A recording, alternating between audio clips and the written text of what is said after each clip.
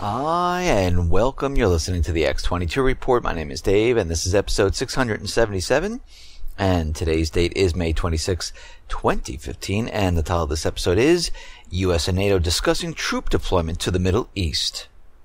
Let's get right into the economic collapse news. Now, we understand that Greece barely made their last payment. They had to dip into the IMF emergency funds to make that last payment, and now they have a lot of proposals coming out saying, listen, we're going to tax bank transactions, and they're looking to find revenue wherever they possibly can. Right now, a Greek deputy finance minister, he has ordered the transfer of 1,039 bank accounts of public authorities and a special account in the National Bank of Greece, preparing for this June 5th payment. And we can see at this time, they just might not have the funds. Now, does this mean they can't find the funds someplace else like they did the last time? Yeah, but it also shows that Greece is running out of methods and the ability to pay for each one of these payments. And it looks like the IMF right now might allow them to skip the June 5th payment as long as they pay all the payments by the end of the month, which will buy them some more time. The country right now needs to pay 300 million euros on June 5th.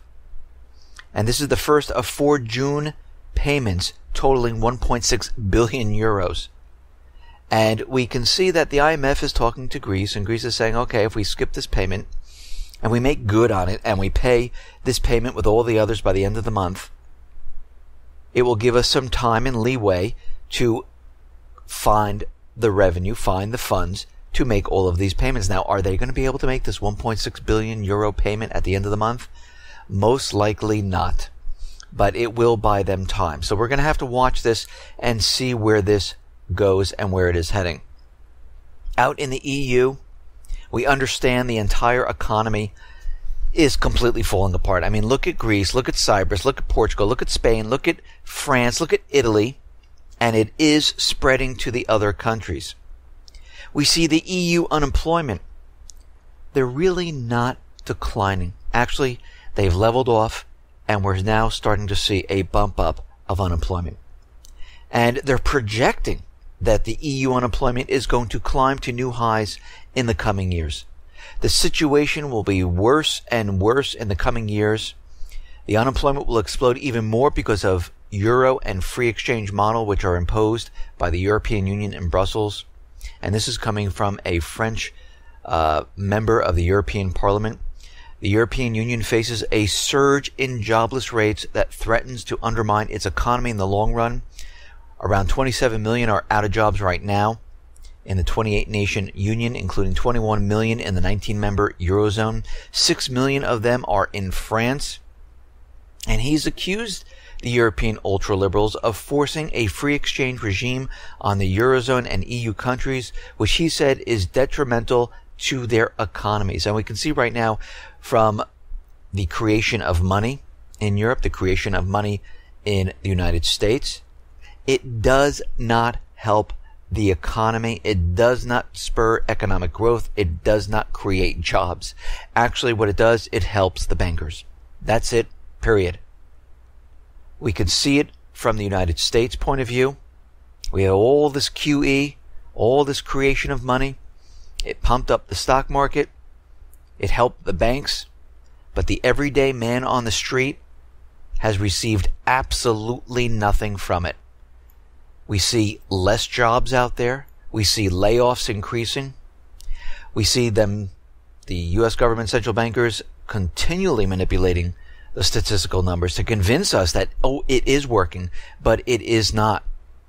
Here in the United States, what are we seeing?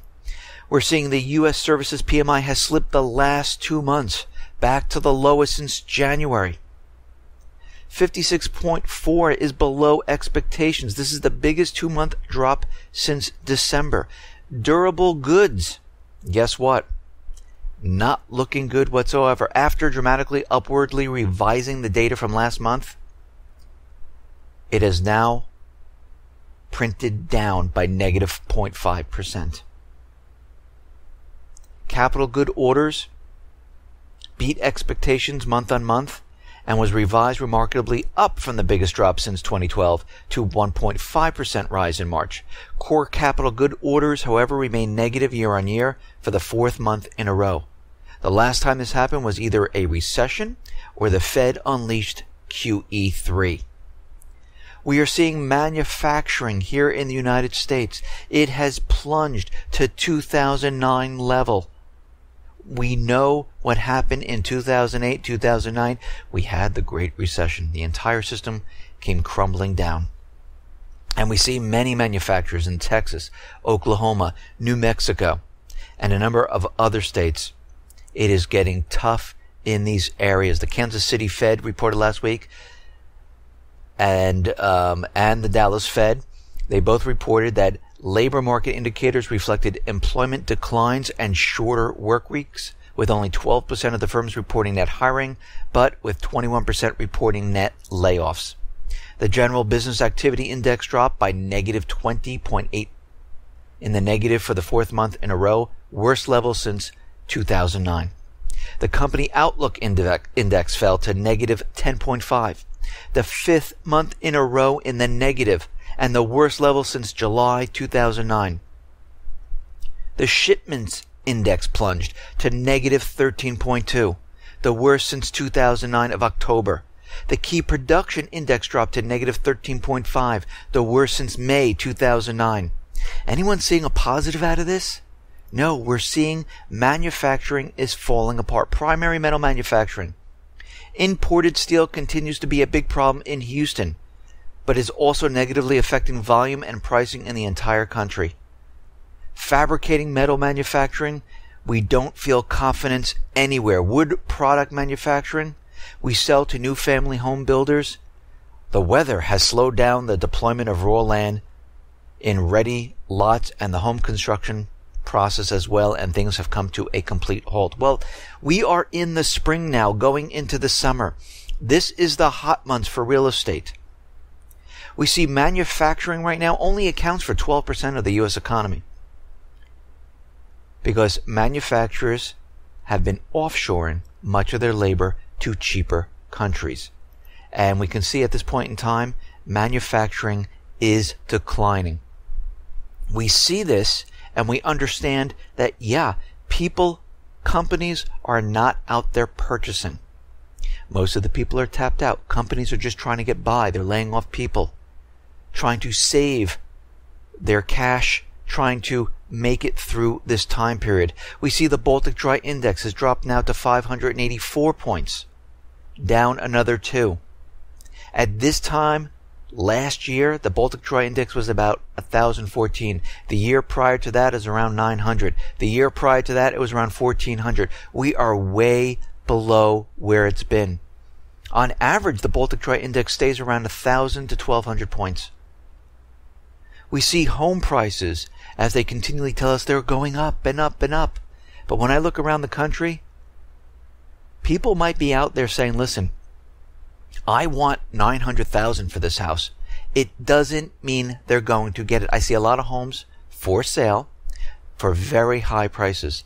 And then I see the actual homes that are sold, and they've come down from those high prices by $50,000, $100,000, $150,000, depending on the area.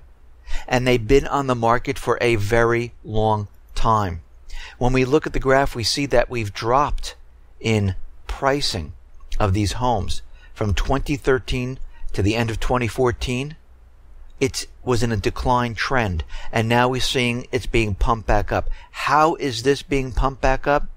Well, we are seeing a lot of free money from the Fed coming in, and these homes are being purchased in cash to pump up the prices. They're doing whatever they possibly can. The everyday American is not going out and getting mortgages and purchasing these homes. Basically, what we are seeing is a pump up of the bubble. This is what we're seeing. I mean, following last month's disappointing slump to only 481,000 new home sales in March, which was the biggest drop in nearly 2 years, all of a sudden we had a push of new home sales all the way up to 517,000. And this was in the Midwest. 37% increase out of nowhere. Which is strange because lumber sales are declining. The price of lumber is declining and the demand is declining. So something doesn't fit into this correctly. We see mortgage applications. On May 16th, they declined once again to 1.5%. The four-week average has now declined from negative 2.02% to negative 2.97%. And they're trying to make the case that as the nation's unemployment rate continues to trend along below the 6% mark, Americans will be able to go out and get the home loans because they have jobs. Well, if this truly was the case, and the unemployment rate is coming down, of course, we started the recession back in 2008, and the unemployment rate was what, 11, 12%? Of course, this is according to the government. And now we're at 5.4%. We would see mortgage companies hiring more people to take up this entire load of people coming in who want mortgages. But we're not seeing that. We're seeing the actual opposite, where the banks have let go people. We would see more people saying, I need to get the mortgages. I need to purchase that home. We would see retail increasing, expanding, opening more stores because there's just so many people that have jobs. It's improving every single year. But we're seeing the opposite. Very odd, very strange. Why, as the unemployment rate comes down to the lowest point that we've seen in a long time, especially during this holiday season in 2014, why was it the worst Black Friday and Cyber Monday and the worst holiday season? All of this does not make sense. Someone's lying here. Is it what we're seeing, or is it the government numbers? We understand that the government right now, the central bankers, are looking to change the calculation of the GDP once again. They're making the case that, we can include this in the seasonal adjustment, we can get rid of that in the seasonal adjustment, and everything will be fine. We saw them do this a couple of years ago, where they went back to 1929, included research and development, and recalculated the GDP all the way up to the present day to give us these great positive GDP numbers. We see they use Obamacare in the GDP numbers to improve them, to pick them up. But we saw GDP decline at the beginning of this year. Basically, we're in the negative region. We are now in the second quarter. Warmer weather, snow's melting. Not everywhere, but it's warm enough where people can go out. Weather is getting nicer as we're going through the summer. What excuses are they going to use? Because they told us, they forecasted the GDP number by the end of this year between 2.5% to 3%. In order to do this, the rest of the quarters would have to be at least 5% to get to that number, and they are getting nowhere near this. So what do they have to do? They have to cheat. They have to manipulate. They have to make everyone believe that these numbers are real. Just like the unemployment. Unemployment's not going away? Let's just drop these people off. Unemployment's not going this way? Okay, we'll count the people who have part-time jobs as full-time, and if they get laid off, we won't count them because they're not making a certain number of dollars, a certain number of hours. This is what they do in the government. They play with numbers. And it's not to benefit the people, it's to benefit them. To make you believe that we're in a recovery. We understand the central bankers, they want to get rid of cash. Why? Because they're protecting themselves. They're not trying to say, we get rid of cash, we'll make things easier for you. No, what they're saying is, if we get rid of cash, it will protect the banks. You cannot make a run on the bank. I mean, think about this. Think about what they're doing. They created the bail-in documents. They have them ready because they understand governments will no longer bail them out. They've been pumping in free money from the Fed to prop up each one of these banks, and they're instructed to take that money and actually give it to those people who are going to buy houses in cash or pump up the stock market. This is what's happening right now. They understand and they realize that they need to keep the illusion alive and they need to protect themselves at the same time. So when we hear all of this talk about getting rid of cash, making it better for the people, it is always the opposite. It is better for them. It's to stop you. They're afraid of the people and what you will do. Like make a bank run. Like try to get rid of the government officials to throw out the central bank. This is what they're nervous about. We see China is still making deals around the world. China and Chile on Monday signed a host of cooperation deals, including a multi-billion-dollar currency swap pact as the two countries move to enhance their trade and financial ties.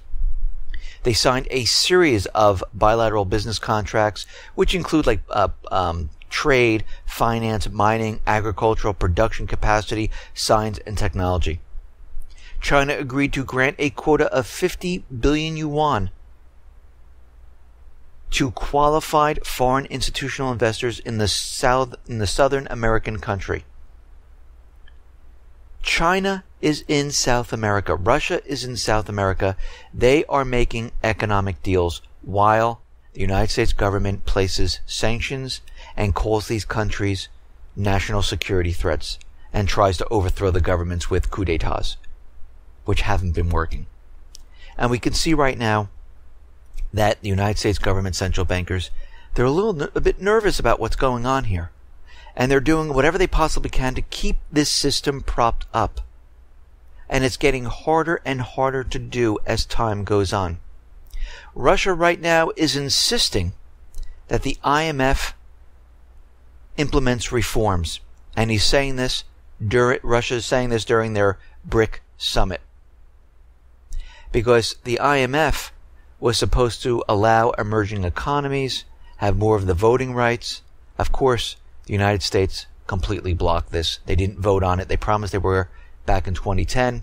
And we can see right now they want to maintain control of the voting rights in the IMF. And this is why the BRICS system popped up. This is why the AIIB popped up. This is why Russia is taking matters into their own hand and protecting themselves from what's going on. But China and Russia, they're still making economic deals all around the globe. China and PayPal have launched their Connect service, and right now PayPal is going to connect with Union Pay, and this way those Chinese people will be able to use PayPal. And they're basically partnering together, and we can see that Russia is doing the same. And at this point in time, again, they are making deals all over the globe. IMF official says the Chinese yuan is no longer undervalued. The United States is continually out there pushing the story that the yuan is undervalued. They need to raise the yuan, and this is because it's cheaper for China to produce, to export. And we can see right now the IMF is saying no, everything looks good. And this is coming from the Deputy Manager Director, David Lipton, said Beijing should work toward having a floating exchange rate in 2 to 3 years. The United States has long accused China of suppressing the value of its yuan, giving its exporters an unfair price advantage and hurting foreign competitors. And this is because the dollar continually rises, and this is a currency war at this point in time.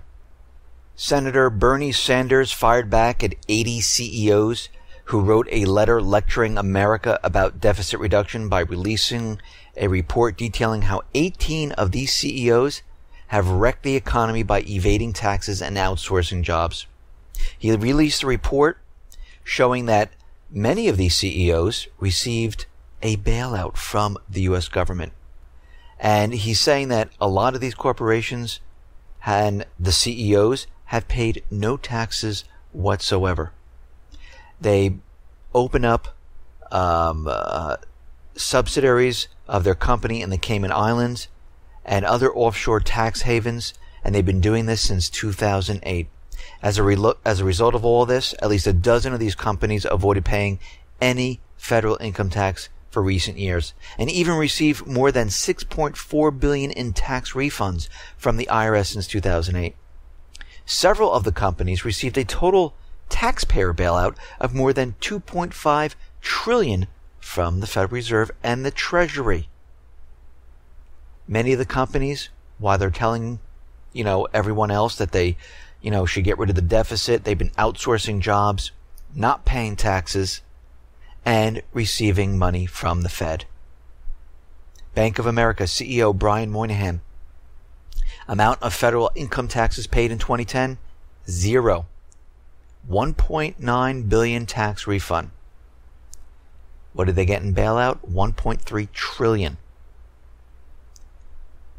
The amount of federal income taxes Bank of America would have owed if offshore tax havens were eliminated, 2.6 billion. Goldman Sachs CEO Lloyd Blankfein. Amount of federal income taxes paid in 2008? Zero. 278 million tax refund. $824 billion bailout. If they didn't have the offshore tax havens, they would owe 2.7 billion. And it goes on and on and on. JP Morgan Chase, General Electric, all the same. We are living in a fascistic country where government and corporations have now melded into one. And all they do is help each other. The people are left out in the cold. Period. That's it. Now, yesterday, Monday, it was Memorial Day. President Obama made a speech, of course, during Memorial Day.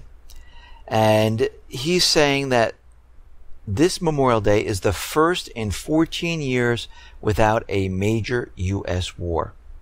Now, social media kind of blew up when he made this statement, saying that he was hypocritical, that the U.S. is involved in military conflicts and proxy wars all over the globe. And absolutely, yes, this is true. I mean, one of the people, Brian Fernandez, says, what a joke. Of course the U.S. is still at war. And this is on Facebook where he said this. The U.S. is in Afghanistan, even though they're telling us they're withdrawing the troops, but now it looks like the troops are going to be staying. We are in war in Ukraine. We have trainers there. Of course, the Kiev government is the proxy force for the United States. We're in war in Africa, in Sudan. We're in war in Syria with the Free Syrian Army. We're in war in Iraq, in Yemen, in Libya, in Lebanon.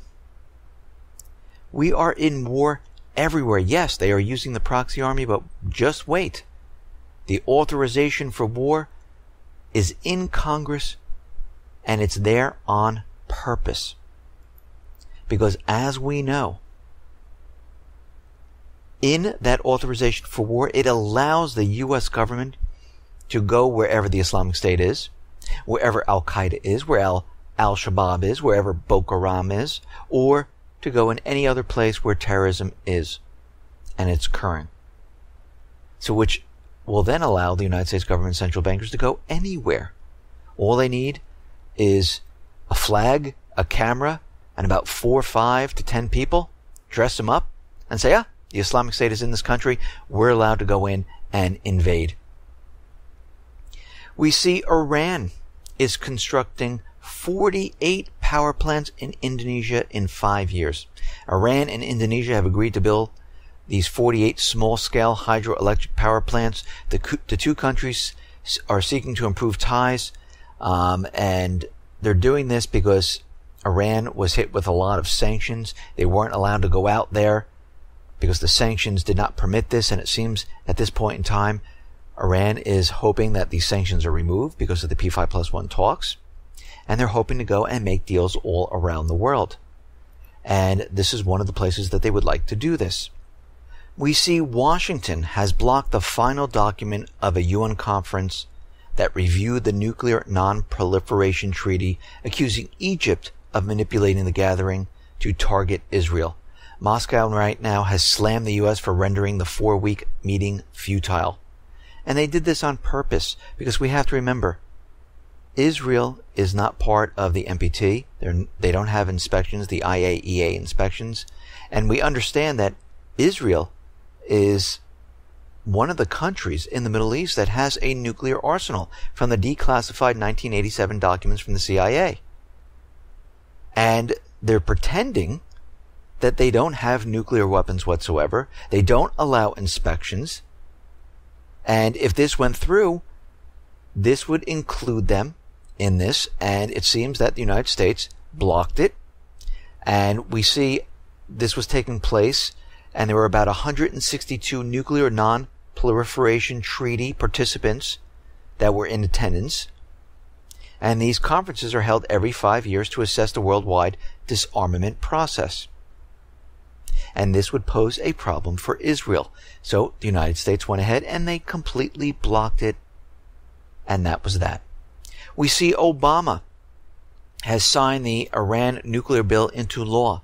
The Iran Nuclear Review Act of 2015 was signed on Friday.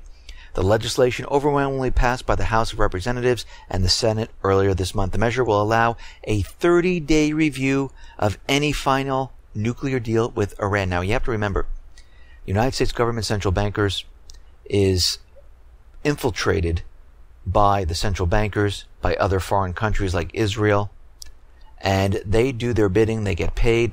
They contribute to their campaign, and they follow another nation, not the United States. They don't work for the people.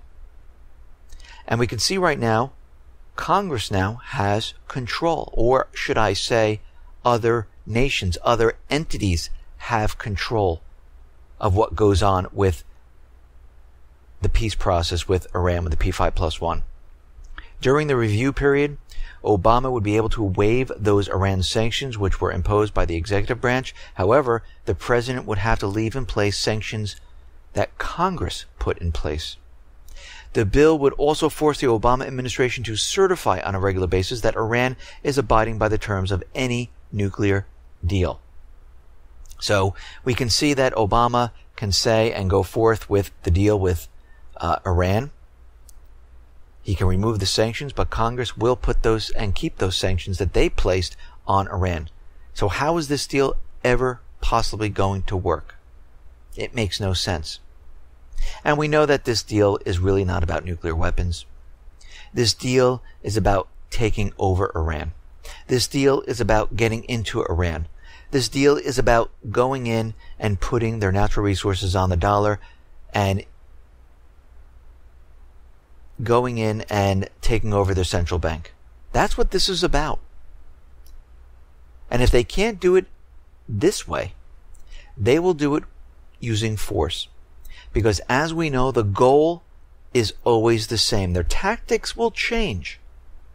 But like we saw in Syria, going back to August of 2013, when they were blaming Assad for the chemical weapon attack. We know it wasn't Assad. We know it was the Free Syrian Army.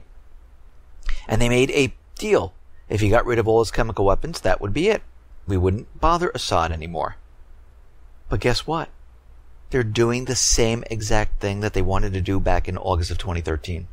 They wanted to come in and bomb Syria, to give the Free Syrian Army / Islamic State, one and the same, the ability to capture most of Syria, to call it a safe haven in the eastern part of Syria.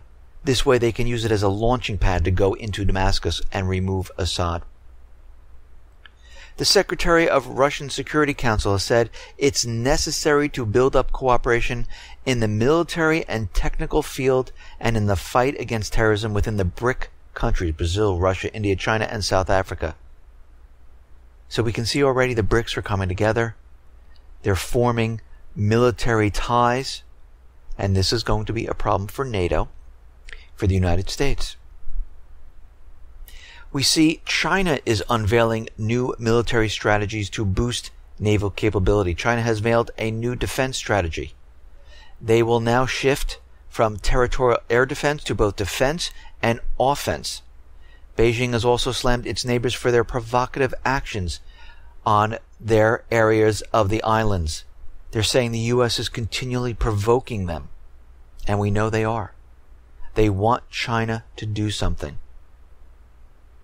We see Russia is deploying Armada tanks and other military assets like the Pantsir S-1, which is a short to medium range surface-to-air missile. They are doing this in the Arctic regions. They're having drills in the Arctic region. We see NATO. More than 4,000 troops from 6 NATO countries and 3 non-member states are also having major air exercises in the Arctic area called Arctic Challenge. And these include the United States, Britain, Germany, France, Norway, and the Netherlands. The U.S. Air Force will contribute 12 F-16 jet fighters as well as AWACS radar aircraft. And of course, as we know, these drills are directed at Russia.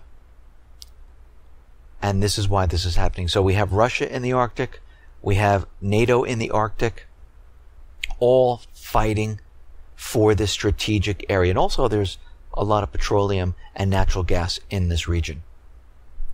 We see in the Black Sea, Russia is going to receive new missile carrier ships. And it looks like France is not going to sell the Mistral ships to Russia. So Russia right now is going to build their own instead of taking delivery of the French Mistral ships. Now, we have to see if France is going to refund them the money, and because they broke the contract, and we're going to have to watch that and see how that goes. Japan, which was a passive nation until now, they're changing Article 9 and they want to become more of a aggressive nation. They will be taking part in a major U.S.-Australian military exercise for the first time in July, as Washington looks to strengthen links among its allies. Japan's ground self-defense force, its army, will send 40 personnel to participate in this military exercise. This is a 2-yearly drill that begins on July 7th, which will involve about 27,000 servicemen and women. And we can see while this is going on, we might see some incidences where they are saying that China is doing something, or there could be some incident with a plane or a ship or something that might occur while this military exercise is happening. Now, there are supposed to be peace talks out in the Middle East in Yemen. And we see that the Yemeni people are saying, the Houthis are saying, well, we're going to postpone this right now because Saudi Arabia just came in and started to bomb the entire area. And they're saying that they're going to sit this one out and maybe rejoin maybe this Thursday. We see that the Saudi warplanes bomb the former Yemeni president's son's home. And we can see at this point in time, Saudi Arabia, which is the proxy army for the United States, is continually bombing and maneuvering to make the Houthi people throw down their arms and actually give up and say, we give. Because they want the puppet government back into the country, because they want to teach the people of Yemen a lesson. But the people are starting to come together. The people are saying, you know something, we have an enemy here. It is Saudi Arabia / the United States. And we're going to join together and fight this. And we're going to have to see, because this air raids and these bombings will not allow the takeover of the country. The only way to do this is to send in ground troops. And we're still waiting for that big moment where Saudi Arabia, the United States government, decides that, yes, this is the time for troops to go in there. We see a spokesman for the Iraqi government says the U.S. Defense Secretary Ash Carter has been given incorrect information following what has happened in Ramadi, saying that the Iraqi forces are not up to the task, saying that they lack the will to fight. And of course, they've been giving Iraq incorrect information on where the Islamic State is, what's really happening. And the reason for this is because they want chaos in this region. They want to make the case to bring in U.S. troops. This has been a plan all along, because this way, what they can do is maneuver right into Syria. Right now, all the cross-border points between Syria and Iraq are now controlled by the proxy army of the United States government, the Islamic State. They have taken over 50% of the country. The Free Syrian Army is looking to have that area as a safe haven, where it no longer belongs to Syria. We see that the U.S. and Turkey right now have agreed that the U.S. will provide air cover for the new troops that they're training in Turkey. And it looks like they're going to be training up to 15,000 plus troops. And to get them into Syria, they want air cover in certain areas, and the U.S. has agreed to this. The corporate media is out there trying to convince everyone that Syria is accepting the de facto partition of the country, where they're saying that, the Islamic State is in this part of the country, and it looks like the Syrian army and the Syrian government, they don't care. They're only fighting in certain areas, and those parts that have been taken over by the Free Syrian Army / Islamic State, those are lost. So they're trying to tell everyone that those areas right now no longer belong to the Syrian government. They're pushing whatever they possibly can do to convince everyone that this is no longer part of Syria and the Syrian government is losing the country. And we understand that the Islamic State is a complete fabrication. I mean, Judicial Watch published a selection of declassified documents that they obtained from the U.S. Department of Defense and the U.S. State Department. And it has come out that, yes, they created Al-Qaeda, the Islamic State. They placed them in Iraq, Syria, Afghanistan, any country they needed to go into. This is where they put them. And we see that they've been funding the Islamic State. They've been dropping weapons to the Islamic State. It is a proxy army for the United States government. Their plan was to have this organization that was not part of any country, that didn't abide by any UN regulation, that can do horrific things wherever they want, and they use them to create chaos in Iraq. They use them to create chaos in Lebanon, Libya. They use them as the fighting force in Syria. This way, it allowed the United States to go in and become the air force for their proxy army and to bomb the area that they needed. This is what the plan was back in August of 2013. Go back to that time period. Go back to my reports. They were talking about not sending in ground troops, but supporting the Free Syrian Army and bombing certain areas in Syria. They are doing this right now.